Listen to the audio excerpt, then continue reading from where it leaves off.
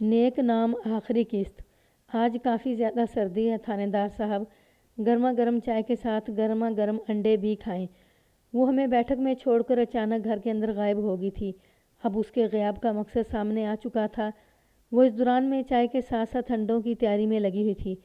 Razia be be اس کی کیا ضرورت تھی؟ میں نے کہا تم نے خام خواہ زحمت کی ہے۔ لو جی اس میں زحمت والی کیا بات ہے؟ وہ عجیب سے لہجے میں بولی۔ اتنی سردی میں آپ ہمارے گھر میں آئے ہیں، آپ کی خاطر کرنا تو میرا فرض ہے۔ وہ یکلت خاموش ہوئی، پھر مجھ سے مخاطب ہوتے ہوئے پوچھا، تھانے دار صاحب سب خیر خیریت تو ہے نا؟ اماں سلیم گم ہو گیا ہے۔ میرے کچھ بولنے سے پہلے ہی گوشی بول اٹھا۔ ہیں؟ رضیہ نے آنکھیں گھمائیں۔ کہاں گم ہو گیا ہے؟ ابھی تو اس نے شادی بھی کرنی ہے، اس کی تو منگنی بھی نہیں ہو اس کی اماں۔ گوشی نے مزید بتایا۔ شادی تو بہت آگے کی بات ہے، تھانے دار اسی کو ڈھونڈتے ہوئے ادھر آئے ہیں۔ بتا رہے ہیں وہ گھر ہی نہیں پہنچا۔ شادی اور منگنی تو رہ گئی ایک طرف، گھر نہیں پہنچا؟ رضیہ نے عجیب انداز میں میری طرف دیکھا۔ مگر یہاں سے تو وہ ٹھیک ٹھاک گیا تھا پچھلے جمعے کو۔ رضیہ کی بات نے مجھے چونکنے پر مجبور کر دیا۔ میں نے پوچھا، رضیہ بی بی وہ کہاں سے ٹھیک ٹھاک گیا تھا؟ یہاں ہمارے گھر سے جی۔ وہ سادگی سے بولی۔ پچھلے جمعے کو وہ گوشی کے ساتھ ادھر آیا تھا اور اس نے بتایا تھا وہ منگنی کرانے وزیرآباد جا رہا ہے۔ میں نے سوالیہ نظر سے گوشی کی جانب دیکھا۔ گوشی، میں نے کڑے لہجے میں اسے مخاطب کرتے ہوئے پوچھا، تم تو کہہ رہے تھے پچھلے جمعے کو مولوی کے کھوکھے پر سلیم سے تمہاری آخری ملاقات ہوئی تھی۔ میں نے آپ سے کوئی جھوٹ نہیں بولا تھانے دار صاحب۔ وہ جلدی سے وضاحت کرتے ہوئے بولا، ہم نے مولوی کے کھوکھے پر بیٹھ کر ہی گپ شپ کی تھی، پھر وہ میرے ساتھ گھر آ گیا تھا۔ مجھے یوں محسوس ہوا جیسے گوشی مجھ سے کچھ چھپانے کی کوشش کر رہا ہو۔ اس سے پہلے کہ میں اس سے کوئی سوال کرتا، رضیہ بی بی بول اٹھی، تھانے دار جی، میرے گوشی اور سلیم میں بڑی گہری دوستی ہے۔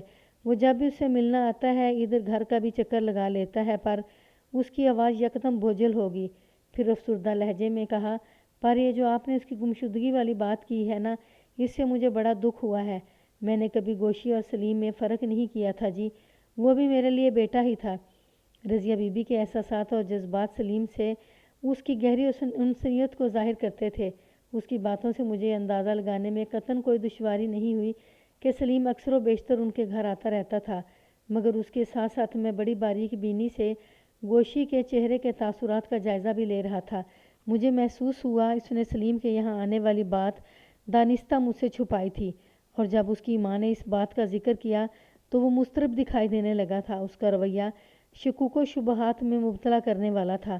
میں نے دل ہی دل میں ایک فیصلہ کیا اور رضیہ بی بی سے کہا، تمہیں زیادہ فکر مند ہونے کی ضرورت نہیں، انشاءاللہ بہت جلد میں سلیم کو ڈھونڈ نکالوں گا۔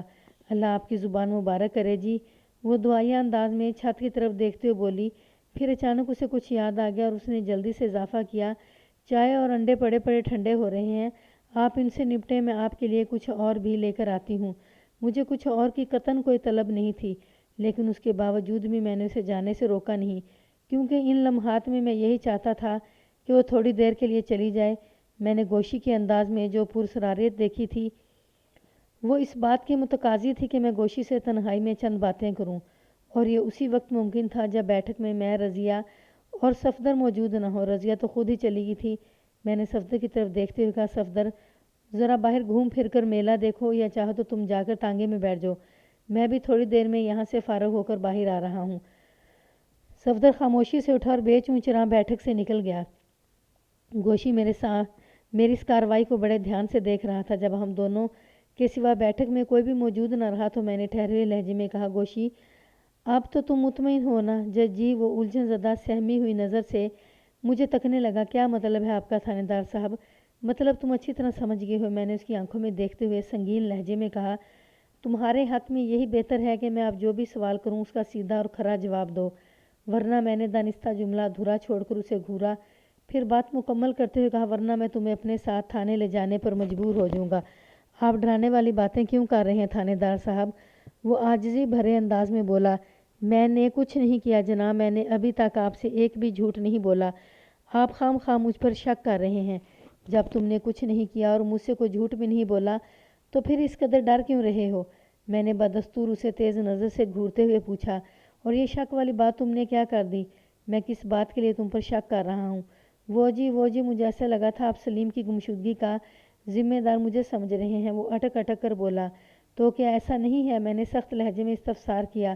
نہیں بالکل نہیں، وہ نفی میں گردن جھٹکتے ہوئے بولا، میں سلیم کی گمشدگی کے بارے میں کچھ نہیں جانتا۔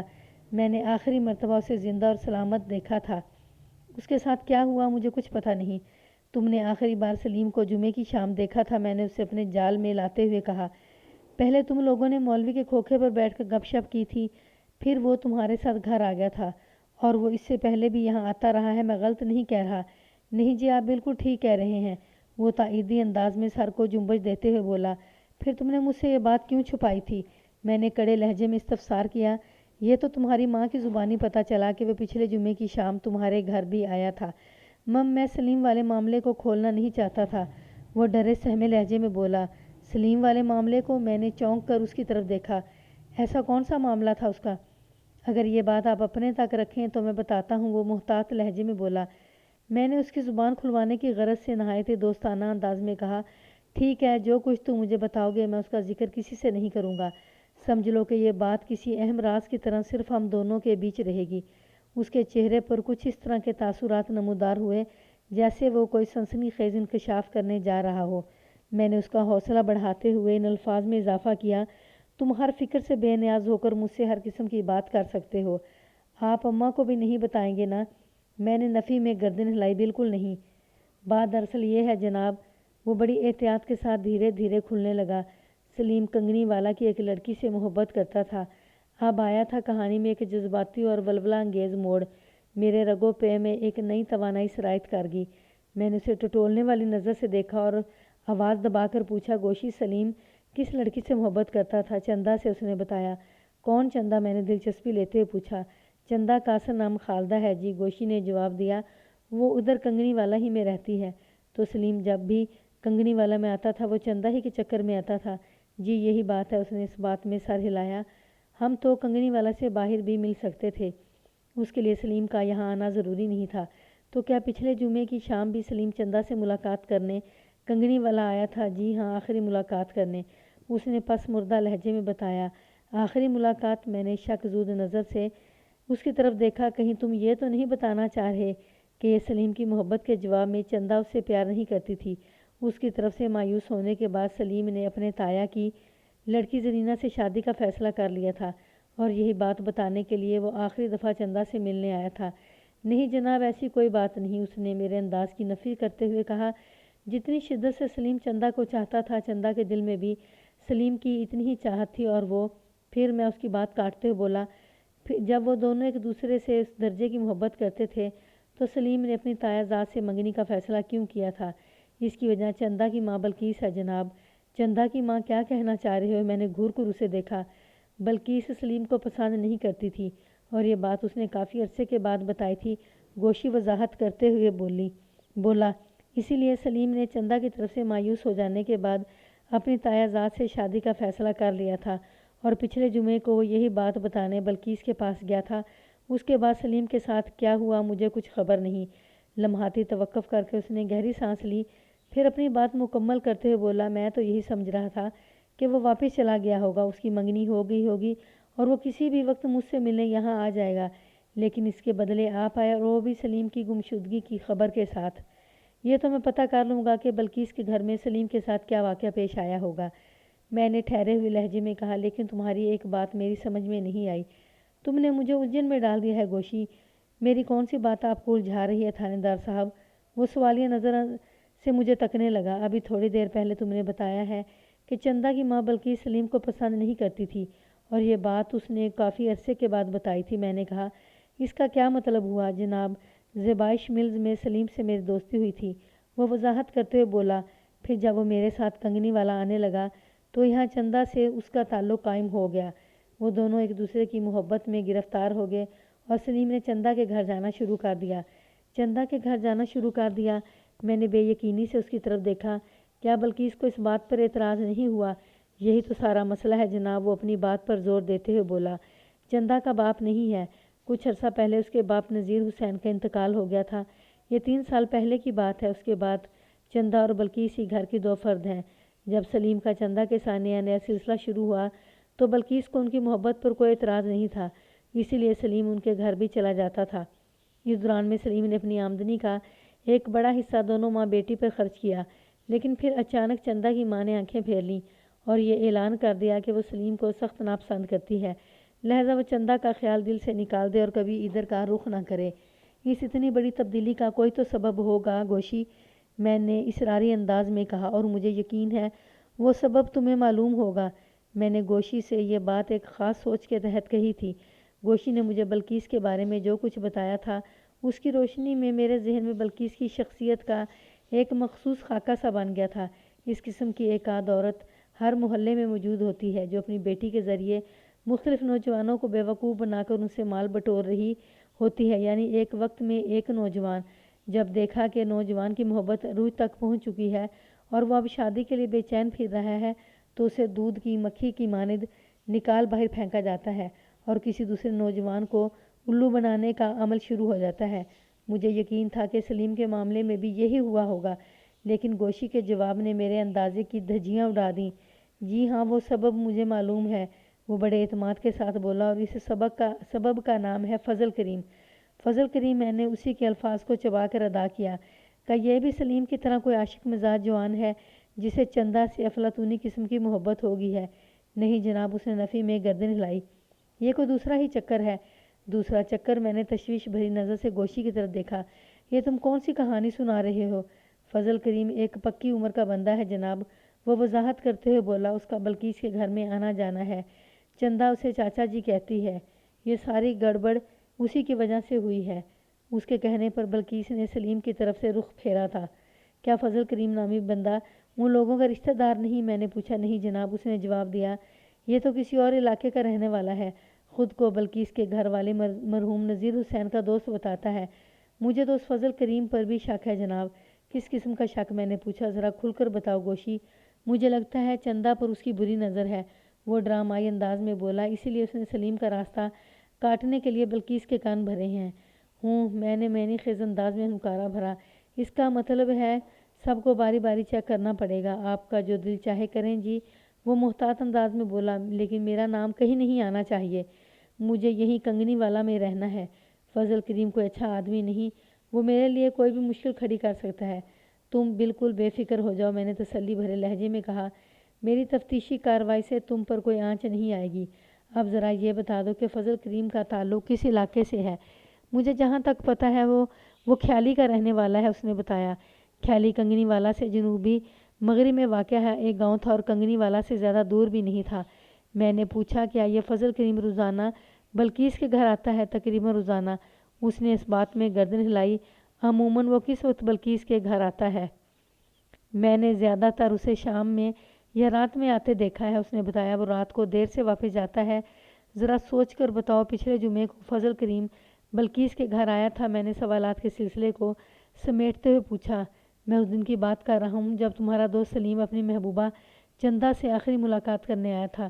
میں یقین سے کچھ نہیں کہہ سکتا جناب، وہ صاف گوئی کا مظاہرہ کرتے ہوئے بولا۔ اس دن سلیم میرے ساتھ ہی گھر آیا تھا، تھوڑی دیر یہاں بیٹھنے کے بعد وہ چندہ کی طرف چلا گیا تھا۔ میں بہت تھکا ہوا تھا، اس لیے گھر سے باہر نہیں نکلا اور رات کا کھانا کھانے کے بعد جلدی سو گیا تھا۔ کیا سلیم چندہ کے گھر سے واپسی پر تم سے مل کر گیا تھا؟ نہیں جی، اس نے نفی میں گردن ہلائی۔ وہ جاتے ہوئے مجھ سے کہہ گیا تھا کہ واپسی پر وہ سیدھا شریف پورہ والا گھر جائے گا اور اگلے دن یعنی ہفتے کی صبح وہ وزیر آباد روانہ ہو جائے گا۔ یہ بلقیس اور چندہ کنگنی والا میں کس طرف رہتی ہیں؟ میں نے گوشی سے آخری سوال کیا۔ آٹے والی چکی کے پاس، اس نے جواب دیا۔ چندہ کا باپ نذیر حسین اس چکی کا مالک تھا۔ جب تک وہ زندہ رہا یہ چکی چلاتا رہا۔ اس نے اپنی مدد کے لیے ایک ملازم بھی رکھا ہوا تھا۔ نذیر حسین کی موت کے بعد کچھ عرصہ تو چکی بند رہی، پھر بلقیس نے اسی ملازم کے ذریعے چکی کا کام شروع کروا دیا۔ ملازم کے پاس اس کام کا تجربہ تھا، اس نے اپنی امداد کے لیے ایک اور ملازم رکھا ہوا ہے۔ چکی کی آمدنی میں سے آدھا بلقیس کو ملتا ہے اور آدھا وہ شخص لے جاتا ہے جو کسی زمانے میں نذیر حسین کا ملازم ہوا کرتا تھا۔ اب اس کی حیثیت ٹھیکیدار کی سی ہے۔ ادھر گوشی کی بات ختم ہوئی، ادھر اس کی ماں بیٹھک میں داخل ہوئی۔ اس نے ہاتھ میں ایک پیالہ اور چند پلیٹیں اٹھا رکھی تھیں۔ اس سامان کو وہ میز پر رکھتے بولی، تھانے دار جی، میں آپ کے لیے گاجر کا حلوہ لے کر آئی ہوں، وہ بھی گرما گرم۔ تھوڑی دیر میں گوشی کا باپ بھی کارخانے سے آ جائے گا۔ وہ بولتے بولتے اچانک رکی، پھر حیرت بھرے انداز میں بولی، وہ لڑکا کہاں گیا جو آپ کے ساتھ آیا تھا؟ اس کا اشارہ صفدر کی جانب تھا۔ میں نے کھڑے ہوتے ہوئے کہا، وہ باہر جا چکا ہے اور میں بھی جا رہا ہوں۔ گاجر کا یہ گرما گرم حلوہ تم گوشی کے باپ کو کھلانا، بیچارہ تھکا ہارا کارخانے سے آئے گا، اسے گرم حلوے کی زیادہ ضرورت ہوگی۔ وہ اصرار کرتی رہے گی کہ میں تھوڑا بہت تو کھا کر جاؤں، مگر گوشی کی زبانی جتنی سنسنی خیز معلومات مجھ تک پہنچ چکی تھیں، اس نے مجھے اندر اور باہر سے بے چین کر رکھا تھا۔ میں پہلی فرصت میں بلقیس کا انٹرویو کرنا چاہتا تھا، لہذا گوشی کے گھر میں مزید رکنا وقت ضائع کرنے کے مترادف تھا۔ چنانچہ میں نے بڑی خوبصورتی کے ساتھ رضیہ بی بی کی پیشکش کو مسترد کیا اور اس کے گھر سے باہر نکل آیا۔ اس وقت شام ہو رہی تھی جب میں بلقیس کے دروازے پر پہنچا۔ موسم سرما میں خصوصاً جنوری کے مہینے میں 5 بجے تک سورج غروب ہو جاتا تھا۔ یوں سمجھیں کہ 4 بجے کے بعد شام کا سا سما ہوتا تھا۔ میں نے صفدر کو تانگے میں ہی بیٹھا چھوڑ دیا تھا۔ ہمارا تانگا چکی سے تھوڑے فاصلے پر کھڑا تھا۔ رضیہ بی بی کی گرما گرم حلوے والی پیشکش کو ٹھکرانے کا مجھے افسوس تو ہوا تھا۔ میرے انکار سے یقیناً اس کا دل تو ٹوٹا ہوگا، مگر میں مجبور تھا۔ فرض کی راہ میں کسی چیز کو خود پر حاوی نہیں ہونے دیتا تھا۔ گوشی کے گھر سے نکلتے وقت میں نے بڑے واضح انداز میں صفدر سے کہہ دیا تھا کہ اس کا کام ختم ہو چکا، وہ چاہے تو واپس گھر جا سکتا ہے، لیکن اس نے میرے ساتھ ہی رہنے کو ترجیح دی۔ اس کی 2 بنیادی وجوہ تھیں۔ ایک تو یہ کہ وہ سلیم کا سچا دوست تھا، اس کی خواہش تھی کہ وہ جلد از جلد دستیاب ہو جائے۔ دوسرے، اسے اس کی تفتیشی کارروائی سے مزہ آنے لگا تھا۔ سنسنی خیز دلچسپی اس کی آنکھوں اور چہرے سے ظاہر ہو رہی تھی۔ میری دستک کے جواب میں ایک عورت نے دروازہ کھولا۔ اغلب امکان یہی تھا کہ وہ چندہ کی ماں بلقیس ہوگی۔ اس کی عمر 30 اور 35 کے درمیان نظر آتی تھی، تاہم اس نے خود کو خاصا سنبھال کر رکھا ہوا تھا۔ دروازہ کھول کر اس نے سوالیہ نظر سے مجھے دیکھا تو میں نے جلدی سے کہا، کیا تم بلقیس ہو، مرحوم نذیر حسین کی بیوی؟ جی ہاں، اس نے اس بات میں گردن ہلائی، پھر الجھن زدہ لہجے میں پوچھا، آپ کون ہیں اور میرے دروازے پر کیوں آئے ہیں؟ میں نے ایسا کچھ نہیں کیا کہ پولیس کو ہمارا دروازہ کھٹکھٹانا پڑے۔ اس دوران میں میرا ذہن بڑی تیزی سے ایک آئندہ کا لائحہ عمل تیار کر چکا تھا۔ گوشی نے بلقیس کے حوالے سے مجھے جو معلومات فراہم کی تھیں، ان کے مطابق وہ ایک شاطر عورت تھی، لہذا اسے شکست دینے کے لیے کوئی گہری چال چلنے کی ضرورت تھی، اور میں ان لمحات میں ایسے ہی طرز عمل کا فیصلہ کر چکا تھا۔ میرا نام ملک صفدر حیات ہے اور میں اس علاقے کا تھانے دار ہوں۔ میں نے ٹھہرے ہوئے لہجے میں کہا، تمہارے دروازے تک آنے کا یہ مقصد نہیں کہ تم نے کچھ ایسا ویسا کر دیا ہے، بلکہ میں تمہیں اور تمہارے گھر والوں کو ایک خطرناک قاتل سے بچانے کے لیے یہاں آیا ہوں۔ خطرناک قاتل؟ اس کی آنکھوں اور چہرے پر خوف کے سائے لہرانے لگے۔ یہ آپ کیا کہہ رہے ہیں؟ میں جو کچھ بھی کہہ رہا ہوں اسے پوری توجہ سے سننے کی ضرورت ہے، میں نے گہری سنجیدگی سے کہا، اور یہ باتیں گلی میں کھڑے کھڑے نہیں ہو سکتی۔ کیا تمہارے گھر میں بیٹھ کر؟ جی، وہ میری بات پوری ہونے سے پہلے ہی بول اٹھی۔ آپ اندر آ جائیں تھانے دار صاحب۔ 1 منٹ کے بعد میں بلقیس کی بیٹھک میں اس کے سامنے بیٹھا ہوا تھا۔ اس کے چہرے پر الجھن اور خوف کی ملی جلی علامات تھیں۔ اضطراری لہجے میں اس نے استفسار کیا، آپ کس قاتل کی بات کر رہے ہیں تھانے دار صاحب؟ میں نے سوچے سمجھے منصوبے کے تحت کہا، اس خطرناک مجرم کا نام ہاشو خان ہے۔ وہ کرائے کا قاتل ہے اور کسی بھی جان لینے میں ایک لمحے کو نہیں ہچکچاتا۔ لیکن وہ بکھری آواز میں بولی، ہم نے ہاشو خان کا کیا بگاڑا ہے؟ وہ ہمیں کیوں نقصان پہنچائے گا؟ میں تو کسی ہاشو خان کو جانتی بھی نہیں۔ ہاشو خان بھی تمہیں نہیں پہچانتا؟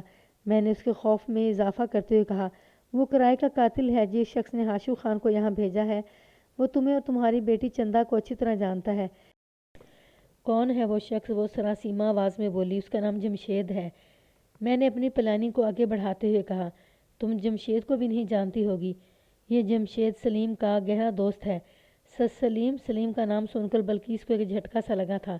اس کے چہرے پر زردی کھنڈ گئی تھی۔ میں کسی سلیم کو نہیں جانتی، ہمارا کسی سلیم سے کوئی واسطہ نہیں۔ آپ غلط جگہ پر آ گئے ہیں تھانے دار صاحب۔ بلقیس کی گھبراہٹ کو دیکھ کر مجھے یہ اندازہ لگانے میں قطعاً کوئی دشواری محسوس نہ ہوئی کہ وہ سلیم کی گمشدگی کے راز سے واقف تھی۔ میں نے اسے مزید ڈرا کر سچ اگلوانے کی کوشش کرتے ہوئے کہا، بلقیس بی بی، میری ساری زندگی پولیس ڈپارٹمنٹ میں گزری ہے، لہٰذا یہ تو سوچنا بھی نہیں کہ میں غلط دروازے پر آ گیا ہوں۔ میری بات دھیان سے سنو۔ سلیم نے اپنے دوست جمشید کو اپنے اور تمہاری بیٹی چندہ کے تعلقات کے بارے میں سب کچھ بتا رکھا تھا۔ جمشید یہ بھی جانتا ہے کہ پچھلے جمعے کی شام سلیم تمہارے گھر آیا تھا اور اس کے بعد سے وہ غائب ہے۔ جمشید کو یقین ہے کہ تم لوگوں نے ہی سلیم کو گم کیا ہے۔ جمشید بہت خطرناک انسان ہے، اس نے اپنے ایک جاننے والے جرائم پیشہ شخص ہاشو خان کو تمہیں قتل کرنے کے لیے روانہ کر دیا ہے۔ یہ تو اچھا ہوا مجھے اپنے ذرائع سے پتہ چل گیا اور قاتل ہاشو خان سے پہلے میں یہاں آ گیا ہوں۔ لمحاتی توقف کر کے میں نے ایک گہری سانس لی، پھر اپنی بات کو مکمل کرتے ہوئے کہا، میں تم ماں بیٹی کا سچا خیر خواہ ہوں۔ میری موجودگی میں کوئی بڑے سے بڑا اور خطرناک سے خطرناک مجرم بھی تم لوگوں کا بال بیکا نہیں کر سکتا، لیکن میں صرف ایک شرط پر تم لوگوں کی حفاظت کر سکتا ہوں۔ کون سی شرط؟ تم مجھے ٹھیک ٹھیک بتا دو کہ میں نے اس کی آنکھوں میں دیکھتے ہوئے کہا، پچھلے جمعے کی شام اس گھر میں سلیم کے ساتھ کیا ہوا تھا؟ کچھ نہیں، میں سلیم کو نہیں جانتی۔ بلکہ اس کی بات پوری بھی نہیں ہوئی تھی کہ بیٹھک کا اندرونی دروازہ کھلا اور کھلے ہوئے دروازے میں سے ایک خوبصورت اور جوان لڑکی اندر داخل ہوئی۔ وہ بلقیس سے گہری مشابہت رکھتی تھی۔ مجھے یہ سمجھنے میں کوئی مشکل نہ ہوئی کہ وہ بلقیس کی بیٹی چندہ تھی۔ امی، تھانے دار جی کو سب کچھ سچ سچ بتا دو، چندہ نے پرجوش انداز میں کہا۔ اگر تم نہیں بتاؤ گی تو پھر میری زبان کھل جائے گی۔ تفتیشی اعتبار سے صورتحال میں اچانک ایک خوشگوار تبدیلی آ گئی تھی۔ چندہ کے انداز سے یہی ظاہر ہوتا تھا کہ وہ دروازے سے لگی میری اور بلقیس کی گفتگو سن رہی تھی، اور اس کے تیور بتا رہے تھے کہ اس کے سینے میں کوئی بہت گہرا راز چھپا ہوا ہے۔ کیا تم چندہ ہی ہو؟ میں نے اس دلکش لڑکی کی طرف دیکھتے ہوئے کہا۔ جی تھانے دار صاحب، وہ جلدی سے بولی۔ بیٹی تم مجھے بتاؤ حقیقت کیا ہے؟ میں نے شفقت بھرے لہجے میں کہا۔ اگر تم لوگوں کا کوئی قصور نہیں تو میں تمہیں ہر مصیبت اور آفت سے بچاؤں گا۔ چندہ کے سارے ضبط کے بندھن ٹوٹ گئے۔ بلقیس کے نہ کرنے کے باوجود بھی اس نے مجھے پچھلے جمعے کو اس گھر میں پیش آنے والے واقعے سے تفصیلاً آگاہ کر دیا۔ میں یہاں اس کے بیان کا خلاصہ پیش کرتا ہوں۔ چندہ کو سلیم سے سچی محبت تھی اور وہ اس سے شادی کرنا چاہتی تھی، مگر اس نام نہاد چاچا فضل کریم بھی اس پر دانت تیز کر رہا تھا۔ بلقیس کی پتہ نہیں کون سی کمزوری فضل کریم کے ہاتھ میں تھی کہ وہ بے چوں چراں فضل کریم کی بات مان لیتی تھی۔ فضل کریم ہی کے ایما پر اس نے سلیم کو بھگانے کی کوشش کی تھی، لیکن سلیم بھی اپنی ضد کا پکا تھا۔ پچھلے جمعے کی شام وہ بلقیس سے یہ کہنے آیا تھا کہ اگر اب بھی اس کی اور چندہ کی شادی کے لیے وہ راضی ہو جائے تو وہ اپنی منگنی کا پروگرام کینسل کر دے گا، جو کہ سراسر اس کے گھر والوں کی خواہش پر ہو رہی تھی۔ سلیم تو صرف اور صرف چندہ ہی سے شادی کرنا چاہتا تھا۔ سلیم اور بلقیس کے درمیان بحث و تکرار جاری تھی کہ فضل کریم آ گیا۔ سلیم کو چندہ کی زبانی فضل کریم کے عزائم کی خبر ہو چکی تھی اور وہ اس شخص سے نفرت کرنے لگا تھا۔ فضل کریم بھی سلیم کو سخت ناپسند کرتا تھا۔ اس موقع پر سلیم اور فضل کریم میں بھی اچھی خاصی تلخ کلامی ہوگی۔ تھوڑی دیر کے بعد سلیم غصے سے اٹھا اور کمرے سے باہر نکل گیا۔ اس کے پیچھے فضل کریم بھی یہ کہتے ہوئے رخصت ہو گیا، بلقیس اس خر دماغ پر تمہاری باتوں کا کوئی اثر نہیں ہوا، اب مجھے ہی کچھ کرنا پڑے گا۔ اس کے بعد کیا ہوا چندہ کو کچھ معلوم نہیں تھا، لیکن فضل کریم کی بدقسمتی کہ ابھی میں بلقیس کے گھر میں موجود تھا کہ وہ بھی وہاں آ گیا۔ لوہا گرم تھا۔ میں نے کڑے انداز میں جب فضل کریم سے سلیم کے بارے میں پوچھ گچھ کی تو وہ الٹا مجھے ڈرانے دھمکانے کی کوشش کرنے لگا۔ نتیجے کے طور پر میں زبردستی اسے اپنے ساتھ تھانے لے گیا۔ حالات و واقعات کی روشنی میں سلیم کی گمشدگی کا ذمہ دار صرف اور صرف فضل کریم ہی نظر آتا تھا۔ میں نے اسے حوالدار نبی بخش کے حوالے کرتے ہوئے کہا، یہ تاکید بھی کر دی کہ صبح سے پہلے اس بندے کی زبان کھل جانا چاہیے۔ اگلی صبح حوالدار نے مجھے خوشخبری سنائی کہ فضل کریم بندے دا پتر بن گیا ہے اور وہ حلفیہ بیان ریکارڈ کرانے کے لیے تیار ہے۔ بیان ریکارڈ کرانے سے مراد بیان قلم بند کرنا ہے۔ میں نے اس کا اقرار جرم قلم بند کر لیا۔ واقعات کے مطابق پچھلے جمعے کی رات فضل کریم نے سلیم کا تعاقب کیا تھا اور ایک ویران مقام پر گھیر کر اسے قتل کر ڈالا تھا، پھر اس کی لاش کو گندے نالے میں پھینک دیا تاکہ کسی کی اس پر نظر نہ پڑے۔ یہ نالہ جی ٹی روڈ کے متوازی چلتا تھا۔ اگلے روز میں نے کوشش کر کے سلیم کی لاش کو ڈھونڈ نکالا۔ گندے نالے کے اندر پانی کا بہاؤ بہت سست تھا، لہذا لاش کو جہاں پھینکا گیا تھا وہ ادھر ہی پڑی تھی۔